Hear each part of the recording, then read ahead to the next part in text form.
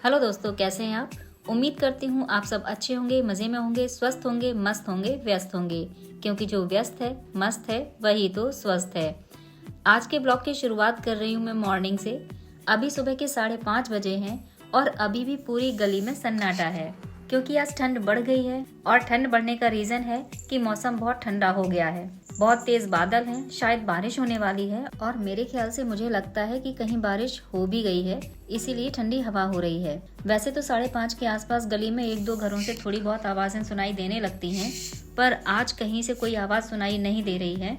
मैंने शाम में बथुआ को और चने की भाजी जो होती है ना, उसको साफ किया था, तो अब मैं उसको बाहर डालने आई हूँ। सुबह शाम के टाइम में जो भी गाय यहाँ से गुजरती है तो वो ये खा लेती है। बारिश होगी तो जरूर, पर कब तक होगी कह नहीं सकते। मुझे गेट पर पानी डालना था, क्योंकि मैं डेली ही अपने दरवाजे पर पानी जरूर डालती हूँ, जिसको हमारे साइड यूपी में तो ओरेन डालना कहते हैं। फिर सोचा बारिश होगी तो फिर से गीला हो जाएगा, नहीं डालती हूँ। लेकिन मन नहीं माना कि पता नहीं कितनी देर में होगी, तो फिर मैंने आखिर में पानी डाल ही दिया। और फिर मैं आ गई थी नीचे वाले रूम की क्लीनिंग करने के लिए। ये रूम कुछ दिन पहले तक तो एंगेज था, अभी 1 हफ्ते पहले ही खाली हुआ है, जो कि मेरे लिए बहुत अच्छा हुआ। तब से ऐसे ही पड़ा हुआ था। आज मैं इसकी क्लीनिंग कर रही हूँ, क्योंकि मम्मी पापा और मेरा भतीजा ये लोग आज घर आ रहे हैं। तो मम्मी और भतीजा ये तो हमारे साथ ऊपर वाले पोर्शन में ही रह लेते हैं, पर पापा को थोड़ा चलने फिरने में, सीढ़ियाँ चढ़ने उतरने में प्रॉब्लम होती है, इसलिए ये वाला रूम पापा के लिए उनकी नीड के अकॉर्डिंग मैं सेट कर रही हूँ। मेरे पास एक फोल्डिंग थी, वही मैंने यहाँ पर डाल दी है, और उसके ऊपर जो कॉटन वाला मैट्रेस होता है ना, गद्दा, वो मैंने डाल दिया है। और उलन बेडशीट बिछाकर मैंने उनका बेड सेट कर दिया।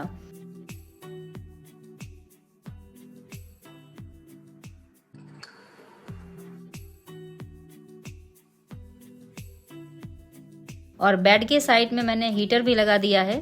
अभी उनको केयर की बहुत ज़रूरत है, क्योंकि कुछ दिन पहले उनको अभी ब्रेन स्ट्रोक हुआ था, तब से उनको कुछ न्यूरोलॉजिकल इश्यूज डेवलप हो गए हैं। डॉक्टर ने उनका पार्शियल मेमोरी लॉस का भी इशू बताया है, जिसके लिए डॉक्टर ने कुछ इन्वेस्टिगेशन कराने को बोला है।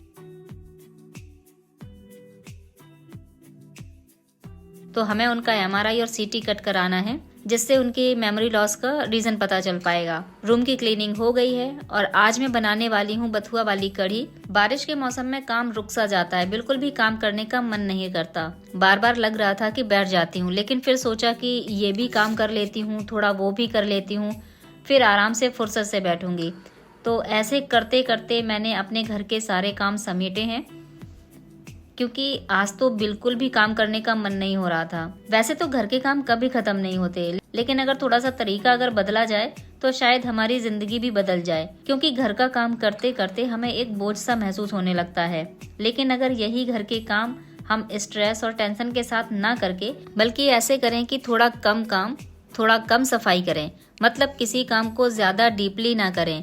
हर चीज ठीक ठाक हो सकती है, पर परफेक्ट नहीं हो सकती। तो ऐसे सोचकर करें तो कुछ इस तरह से हमारे घर के कामों का बोझ कम हो सकता है। हम गृहिणियों की एक बात बहुत कॉमन होती है कि हम सभी चाहते हैं कि हम घर के सारे काम एक साथ निपटा लें, और फिर उनको निपटाने के चक्कर में हमें स्ट्रेस होने लग जाता है और सर भारी हो जाता है, माइंड में एक टेंशन सी हो जाती है। और अगर इसकी जगह पर हम ये सोचकर काम करते हैं जिसे मुझे मन लगाकर अच्छे से परफेक्ट तरीके से करना है, तो उस काम में मन तो लगता ही लगता है, साथ ही दिमाग में शांति और सुकून भरा फीलिंग का एहसास भी रहता है, और काम भी अच्छे से होता है। तो किचन का काम समेट के मैं आ गई थी बाकी की पड़ी हुई क्लीनिंग को पूरा करने के लिए। मेरे साथ तो यही होता है, मैं जब भी कोई काम करती हूँ तब मैं सिर्फ उसी काम में फोकस्ड हो जाती हूँ, और मुझे बस एक ही चीज समझ में आती है कि जो मैं कर रही हूँ वो मुझे बहुत अच्छे से और मन लगाकर करना है। मैं अपना 100% देकर उस काम को करती हूँ, और भूल जाती हूँ कि दूसरे काम भी हैं जो मुझे करने हैं। तो इस तरह से किया गया काम अच्छे से तो होता ही है, मुझे सुकून भी मिलता है और थकान भी नहीं होती है। पापा आ चुके थे, उनको प्रॉब्लम है, तो मैंने उनको डिस्टर्ब नहीं किया, उनको रेस्ट करने के लिए बेड पर लिटा दिया था। और फिर मैं जल्दी से घर के काम समेटने में लग गई थी कि जब तक पापा रेस्ट कर रहे हैं तब तक मैं जल्दी से काम खत्म कर लूँ। जब हम काम को काम समझकर करते हैं तो हमें वही काम बोझ लगने लगते हैं, लेकिन जब हम घर के यही काम, झाड़ू पोछा, बर्तन, कपड़ा, कुकिंग, ये हमारे काम नहीं बल्कि हमारे परिवार की खुशहाली और सेहत के लिए किया गया सुकून है। अगर इस सोच के साथ हम सारे काम करते हैं तो काम बहुत हल्का हो जाता है, क्योंकि हम अपने परिवार के लिए सब कुछ करते हैं और उनके लिए कुछ भी करना चाहते हैं, तो इस तरीके से एक सुकून सा महसूस होता है, बोझ नहीं लगता है। कहने का मतलब है कि अगर काम करने का तरीका बदल जाए तो काम हल्के और सुकून देने वाले हो जाते हैं। ये तो पता था कि सुबह से मौसम खराब है तो बारिश होनी ही होनी है। जैसे ही मैं हॉस्पिटल जाने के लिए रेडी हो रही थी तभी हल्की हल्की बारिश शुरू हो गई। तो छत पर मैंने शूज रखे थे वॉश करके, वो फिर मैं जल्दी से उठाने के लिए गई। बारिश तेज हो चुकी थी और जरा ही देर में झमाझम बारिश शुरू हो गई थी।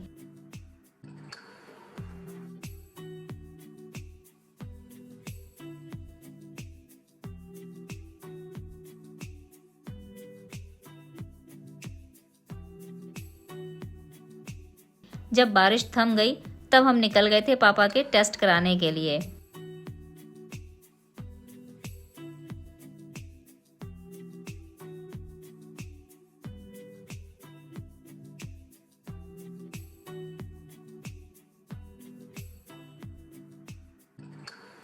आने के बाद अब हम सब नीचे वाले रूम में बैठे हुए हैं पापा के साथ। बाकी सभी लोग चाय पी रहे हैं, मैं और पापा पी रहे हैं यहाँ पर काढ़ा। अगर आप नोटिस कर पा रहे हैं तो देख सकते हैं कि उनके जो काढ़ा पीने का तरीका और बिस्किट खाने का जो तरीका है वो एकदम बच्चों जैसा है। जब उनको बिस्किट दिया था तो ही वॉज लाइक नहीं मुझे यहीं खाना है, मैं इसी बेड पर बैठ के खाऊंगा। जब तक वो सेंस में थे उन्होंने कभी अपनी लाइफ में चाय बिस्किट कभी नहीं खाया है। उनको मैदे से बनी चीजें कभी पसंद नहीं थी और ना ही पैक्ड फूड और ना ही फास्ट फूड। और अभी वही बिस्किट एकदम बड़े चाव से खा रहे हैं बच्चों की तरह। खाने पीने के साथ साथ थोड़े से जिद्दी भी हो गए हैं, बात बात पर मुस्कुराने लग जाते हैं। अभी डॉक्टर ने उम्मीद तो दी है कि ठीक हो जाएंगे।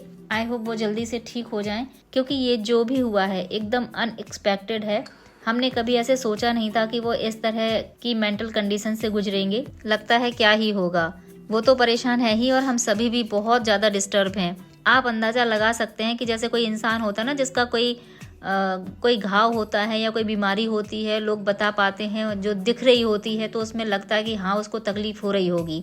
लेकिन ऐसा इंसान जिसका दर्द दिख नहीं रहा है लेकिन वो तकलीफ में बराबर है।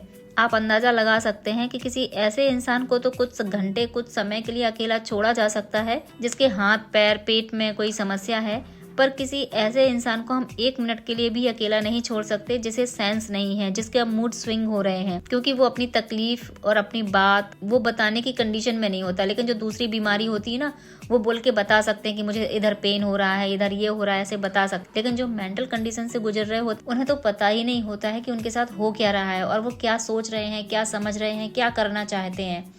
ये अंदाज़ा लगा पाना बहुत मुश्किल होता है, खुद पेशेंट के लिए भी और सामने वाले के लिए भी। तो यही चीज़ है कि ना तो पापा अभी कुछ समझ पा रहे हैं और ना ही हमें कुछ समझ में आ रहा है कि क्या करना है। पापा का पार्शियल मेमोरी लॉस भी है और अगर आपके पास इस सिचुएशन से रिलेटेड कोई भी सजेशन है तो प्लीज़ कमेंट में ज़रूर बताएं।